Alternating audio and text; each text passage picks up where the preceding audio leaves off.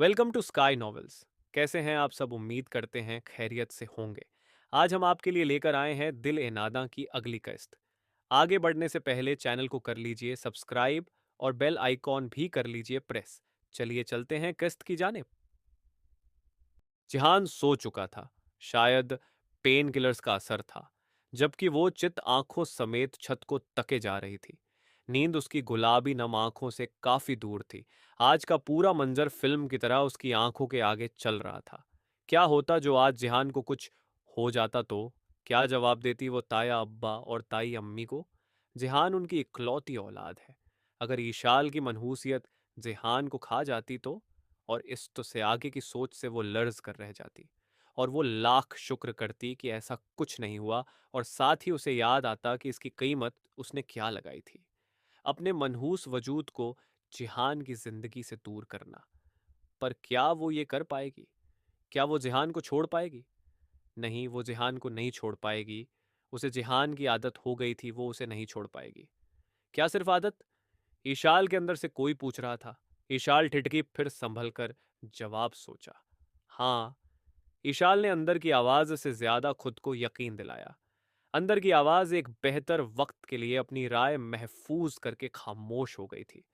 ईशाल ने गर्दन मोड़कर जिहान को देखा। वो बेसुध सोया था। हाथ हमेशा की तरह ईशाल के ऊपर था। ईशाल ने आहिस्ता से उसका हाथ खुद पर से हटाया और करवट लेकर लेट गई। अब इस हाथ के लम्स के बिना सोने की आदत डालनी होगी उसे। अब उसे जिहान से दूर जाना होगा। उसकी जिंदगी को अपनी मनहूसियत से बचाने के लिए उसे जिहान से दूर जाना ही होगा। ईशाल की आंखों से दो आंसू बेआवाज फिसले और तकिए में जज्ब हो गए। और फिर तो जैसे आंसुओं को बहने का रास्ता मिल गया था। वो सुबक सुबक कर रोने लगी थी। जिहान से दूर होने का ख्याल उसका दिल काट रहा था। पर वो ये दर्द सह लेगी, लेकिन जिहान की जिंदगी पर अपनी मनहूसियत का ग्रहण नहीं लगने देगी। वो चली जाएगी उसकी जिंदगी से। ईशाल दिल ही दिल में पुख्ता इरादा करती जाती और आंसू आंखों से फिसलते जाते। और अभी वो अपनी सोचों और आंसुओं में ही उलझी थी, जब जिहान का हाथ उसकी कमर पर लिपटा और फिर उसका नर्म गर्म से वजूद उसकी पुश्त से आ लगा। ईशाल ने अपनी सिसकियां लबों पर ही रोक ली, जबकि जिहान नींद में ही उसके गर्दन में चेहरा छुपाता उसके मजीद करीब आ गया था। ईशाल के आंसुओं में एकदम ही रवानी आई थी। वो खुद को तो उससे दूर कर लेगी, पर उसे करीब आने से कैसे रोकेगी भला? ईशाल की सोचों को एक नया दर मिल गया था। उसने अपनी कमर पर लिपटे उसके हाथ को देखा और फिर उसके हाथ पर अपना लरजता हाथ रख दिया। आंखें एक बार फिर शिद्दत से बरसी थीं। आज की रात शायद रोने की रात थी। वो भी आज जी भर कर रो लेना चाहती थी कि कल से उसे मजबूत होना था। और फिर बहुत सारी खूबसूरत यादों को दिल के दामन से बांधकर वो अगले दिन वापसी के रास्ते पर हो ली। जिहान उदास सा था, जबकि ईशाल खामोश। सारे आंसू रात ही बहा चुकी थी, इसलिए अब आंखें खुश्क थीं। क्या हुआ, आप ठीक हैं? जिहान ने ईशाल के सपाट उतरे हुए चेहरे को देखते हुए पूछा। हाँ, बस सर में दर्द है। ईशाल ने खिड़की से बाहर देखते हुए संजीदगी से कहा। जिहान को उसका अंदाज कुछ अजीब लगा। ये वो इशाल नहीं लग रही थी जो वो पिछले कई दिनों से देख रहा था। ये तो पहली वाली इशाल लग रही थी, अखड़ संजीदा और बेनियाज। आप सो जाएं, बेहतर फील करेंगी, मैं ऐसा ही करता हूँ। और ये वर्क करता है। कोई भी दिक्कत हो सो जाओ। गुस्सा आ रहा है, सो जाओ। कोई टेंशन है, सो जाओ। अब्बा ने चांटा मार दिया, सो जाओ। दोस्तों से झगड़ा हुआ, सो जाओ। और जब उठते हैं तो सब ठीक हो जाता है, और ठीक भी ना हो तो कम हो जाता है, तो हर प्रॉब्लम का सोल्यूशन है, सो जाओ। जिहान ने बेहद मासूमियत से तफसीली जवाब दिया तो ईशाल के लब्बों पर एक उदास सी मुस्कुराहट आ गई। काश मेरी मनहूसियत भी ऐसी होती, सोकर उठती तो गायब, पर यह तो मुझसे चिपक कर रह गई है। ईशाल ने सोचा, जरूर बस कह नहीं पाई। बस खामोशी से सर हिलाकर बर्थ पर लेट गई। घर पहुंचने से पहले उसे खुद को इस कैफियत से निकालकर खुशी के खौल में चढ़ाना होगा, ताकि ताया अब्बा और ताई अम्मी की जांचती नजरों से बच सके और उसे किसी के सामने जवाबदेह न होना पड़े। मैं खिड़की बंद कर दूं? जिहान ने इशाल से पूछा, क्योंकि रोशनी उसके मुंह पर आ रही थी। इशाल ने सर हिलाकर आंखें बंद कर ली। जिहान ने डोरी खींचकर खिड़की पर ब्लाइंड्स गिराते हुए इशाल को देखा, जो आंखें बंद किए लेटी थी। जिहान ने आगे बढ़कर उस पर कंबल डाला और अपनी जगह बैठ गया, जबकि इशाल की बंद आंखों तले कई आंसू कस मसा कर रह गए। और फिर शाम को जब वो लोग घर पहुंचे तो ईशाल खुद को तैयार कर चुकी थी। जिहान भी अपनी उदासी से निकलता घर लौटने पर खुश था, पर अम्मा अब्बा का खुशी से पहले ध्यान उसकी चोट पर गया था। ये मुंह कहाँ फुटवाया तूने? अब्बा ने इसके फटे होठ, माथे और गाल पर लगी बैंड एड को देखते हुए पूछा तो ईशाल ने संभल कर जवाब देने के लिए मुंह खोला था, जब जिहान ने उसका हाथ थाम लिया। वो अब्बा, मैं कल बाथरूम में फिसल गया था। जिहान ने डिठाई से झूठ बोला। इशाल ने ठिठक कर जिहान की जानिब देखा। हाय मेरा बच्चा, दिखा ज्यादा तो नहीं लगी? डॉक्टर को दिखाया तूने और कहाँ लगी? अम्मा फौरन ही तड़पकर उसके चेहरे को हाथ में थामती उसकी बाकी चोटों को ढूंढने लगी। हाँ हाँ, बहुत बड़ी जंग से चोट खाकर आया है ना? क्या बेगम तुम भी? अरे जवान जहान है, नन्हा छैला नहीं है। इतनी चोटों से कुछ नहीं होने वाला इस ढींग को। अब्बा ने हस्बे आदत फौरन ही तंज का तीर चलाया। और आज ये तीर जिहान को बुरा नहीं लगा था, क्योंकि असल बात से खलासी हो रही थी। आप भी ना हद करते हैं बिल्कुल। देखे तो जरा यहाँ भी नील पड़ा हुआ है। सच बता, तू सच में गिरा था या कोई और बात है? अम्मा को तो नई फिक्र ही लाहका हो गई थी, जबकि इस बात पर ईशाल अपने आप में मुजरिम सी हो गई। कुछ नहीं हुआ अम्मी, मैं सच में गिर गया था। जिहान ने माँ का हाथ थामते हुए कहा। अच्छा, बहुत तेज भूख लगी है, कुछ दे दें जल्दी से? जिहान ने माँ को दोबारा मुंह खोलते देखा तो जल्दी से कहा। वो फौरन ही उठ गई, जानती थी वो भूख का कच्चा है। क्या हुआ बेटे, आप खामोश क्यों हो? आप ठीक है ना? एंजॉय किया आपने? शमसुद्दीन साहब ने खामोश बैठी इशाल से पूछा तो वो संभल कर मुस्कुराई। जी तया अब्बा, बस थकान हो गई, रास्ता काफी लंबा था ना? इशाल ने मुस्कुराकर कहा। झूठ, अब्बा पूरे रास्ते सोकर आई हैं। जिहान ने झट मदाखलत की तो इशाल ने उसे घूरा, जिस पर जिहान ने मुस्कुराहट लबों में दबाकर उसे देखा। अब्बा मुस्कुरा दिए। उन दोनों के बीच फासले कम हो गए थे, ये अब्बा महसूस कर सकते थे। वो मुतमिन से हो गए। आ जाओ बच्चों, खाना लग गया। अम्मा ने आवाज दी तो वो तीनों ही आगे पीछे डाइनिंग रूम की जानिब बढ़ गए। आह। ईशाल ने उसके माथे से चौड़ी सी बैंडेड निकाली तो जिहान बेरब्त कर रहा। बस हो गया। ईशाल ने उसे तसल्ली दी और झुककर फर्स्ट एड किट से दूसरा बैंड एड निकालने लगी। उसका एक पांव घुटने के सहारे बिस्तर पर था, जबकि दूसरा पांव जमीन पर धरा था। आह अम्मी, बहुत दर्द हो रहा है।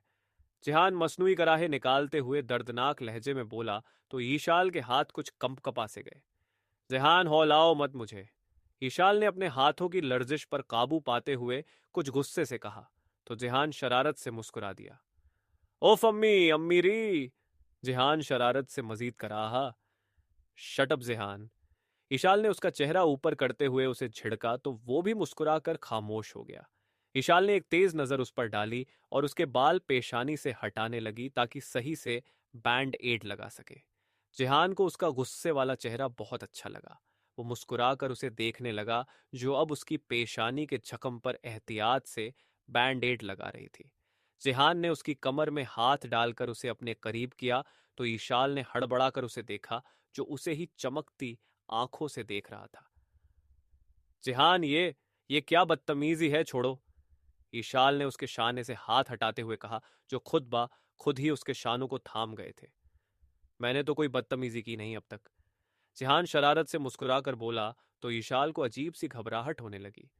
जिहान, छोड़ो मुझे। इशाल ने कसमसा कर उसके हाथों को अपनी कमर से हटाना चाहा। बदले में जिहान ने उसे कमर के सहारे ही बेड पर गिरा दिया। आऊ! विशाल के लब्बों से एक दबी दबी सी चीख निकली और जब तक वो संभली, वो उस पर बादलों की तरह छा गया था। ईशाल ने हैरत से आंखें फैलाकर उसे देखा, जो उसके इर्द गिर्द बेड पर हाथ जमाए उसे ही देख रहा था। ईशाल की धड़कनें उथल पुथल होने लगी। एक बात बोलूं? जिहान उसके चेहरे पर नजरें जमाता मध्यम लहजे में बोला तो ईशाल ने थक थक करते दिल के साथ उसकी आंखों की जानिब देखा, जिसने अजब सा खुमार तैर रहा था। आप ना बिना गुस्से के ज्यादा अच्छी लगती हैं। जिहान ने उसके चेहरे पर आई नन्ही नन्ही लटों को उंगली के पोर से हटाते हुए बेहद मुलायम लहजे में कहा तो ईशाल की पलकें जाने क्यों लड़स सी गई। शायद उसकी गहरी बोलती नजरों का असर था, या शायद उसके मद्दम भारी लहजे का, या शायद उसके उंगलियों के मुलायम लम्स का, जो उसकी पेशानी से शुरू होकर गालों से होता हुआ कान की लौ तक गया था। उसके गालों पर बेसाख्ता ही गुलाब उतर आए थे, जिसे जिहान ने बेहद दिलचस्पी से देखा था। जिहान तुम ईशाल अपनी अंदरूनी हलचल से घबराकर उसे कुछ बोलने लगी थी जब जिहान ने उसे रोक दिया। श बस ऐसे बहुत अच्छी लगती हैं आप। जिहान ने उसकी लर्जती पलकें और गुलाबी गालों को देखते हुए मखमूर लहजे में कहा और झुककर बारी बारी उसके गुलाबी गालों पर लब रख दी। उसे अब ईशाल से डर नहीं लगता था।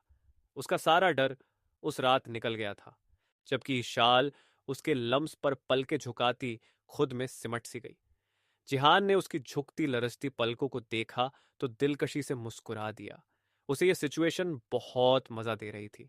उस पर हुक्म चलाने वाली आज उसकी बाहों में उसके रहम ओ करम पर थी। इशाल ने पलकें उठाकर उसे देखा तो जिहान झुककर मुस्कुराते हुए उसकी नोज से अपनी नोज रब करने लगा। अंदाज में मासूमियत थी। इशाल के लबों पर बेसाख्ता ही मुस्कुराहट फैल गई। और तुम बिल्कुल बंदर लगते हो ऐसे। ईशाल ने मुस्कुराकर दोनों हाथों में उसका वजीह चेहरा थामते हुए कहा तो जिहान ने अपनी हरकत रोककर खफगी से उसे देखा। आपने मुझे बंदर कहा? जिहान ने खफगी से पूछा। हाँ, क्योंकि तुम्हारी हरकतें बंदर जैसी हैं। ईशाल ने मुस्कुराकर सर हाँ में हिलाते हुए कहा। जिहान की संगत में वो सब कुछ भूले जा रही थी। और आपकी हरकतें डिक्टेटर जैसी हैं। जिहान ने भी चिढ़कर कहा तो वो ना चाहते हुए भी उसके मासूम अंदाज पर मुस्कुरा दी। जिहान की आंखों में भी खफगी की जगह मोहब्बत उतर आई। वो ऐसा ही था, पल में तोला पल में माशा। वो झुका और उसकी मुस्कुराहट को अपने लबों में कैद कर गया।